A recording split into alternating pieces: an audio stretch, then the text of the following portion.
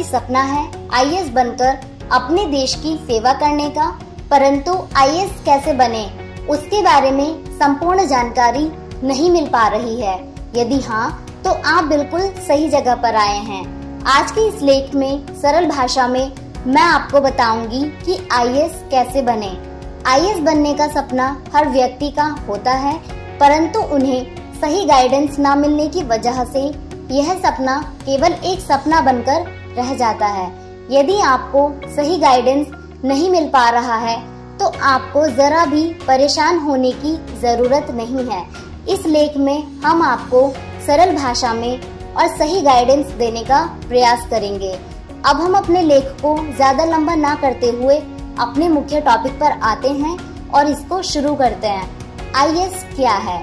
दोस्तों, सबसे पहले हमें यह समझना होगा कि आईएएस क्या है। आईएएस भारत की उच्च स्तर की सेवा है जिसमें हर साल केवल 100 से 150 आईएएस ही ज्वाइन करते हैं, क्योंकि आईएएस का पेपर बहुत ही कठिन होता है जिसको पास करना बहुत मुश्किल होता है। यूपीएससी में आईएएस, आईपीएस, आईआरएस, आईएफएस जैसी अनेकों सेवा शामिल होती हैं, जिनके एग्जाम करवाने का जिम्मा यूपीएससी के ऊपर होता है। आईएएस की full form Indian administrative service होता है। इस तरह इसको हिंदी में भारतीय प्रशासनिक सेवा कहते हैं। आईएएस ऑफिसर कैसे बने?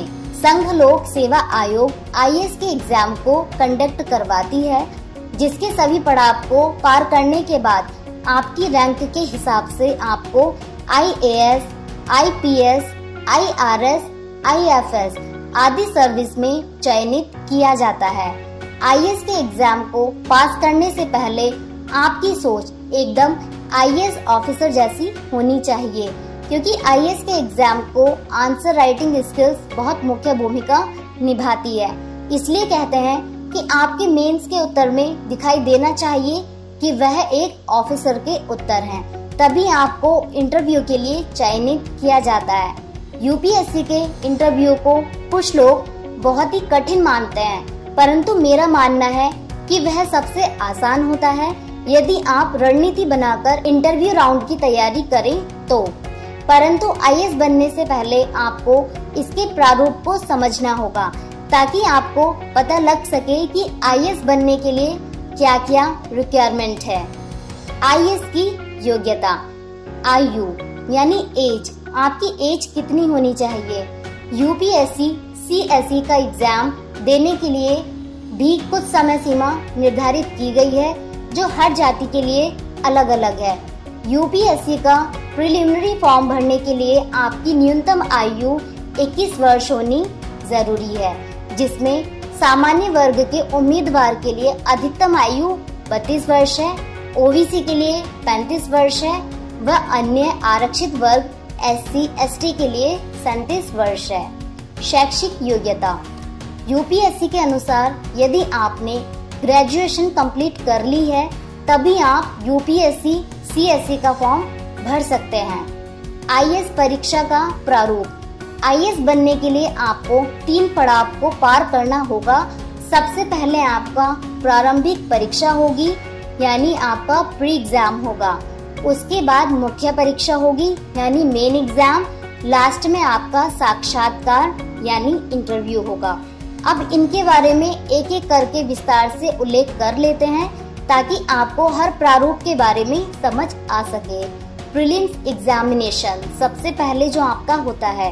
यूपीएससी में प्रारंभिक परीक्षा में 2 पेपर होते हैं, जिसमें एक जीएस, दूसरा सीसेट का होता है। इन पेपर में आपकी 1/3 की नेगेटिव मार्किंग होती है। प्री के फर्स्ट पेपर से आपकी मेरिट लिस्ट में नाम आता है। आपको प्री में ज्यादा से ज्यादा अंक लाने की कोशिश करनी पड़ती है।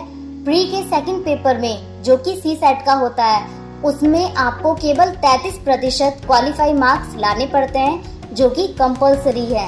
यदि आपका प्री फर्स्ट एग्जामिनेशन क्लियर हो जाता है और प्री सेकंड यानी सीसेट क्वालिफाई नहीं होता है, तो आपको मुख्य परीक्षा में चयनित नहीं किया जाएगा। अब बात करते हैं मेन एग्जामिनेशन की।